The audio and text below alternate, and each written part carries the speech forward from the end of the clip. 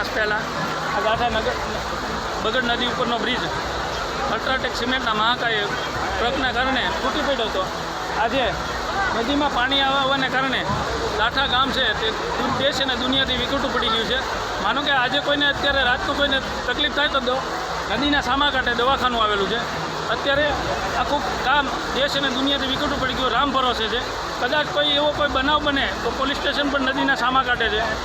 અત્યારે કોઈને કંઈ ઇમરજન્સી દવાની જરૂર પડે તો માનો કે માણસે અત્યારે મહુવા સુધી લાંબુ થવું પડે, નાની એવી બીમારીમાં છે. આ અલ્ટ્રાટેક સિમેન્ટના કારણે 8 માસ પહેલાં પુલ તૂટી ગયો છે. હજી સુધી આની અંદર કાંઈ રિપેરિંગ માટે કે નવા પુલ બનાવવા માટે સત્તાવાળા દ્વારા કાંઈ પણ ધ્યાન આપવામાં આવ્યું નથી.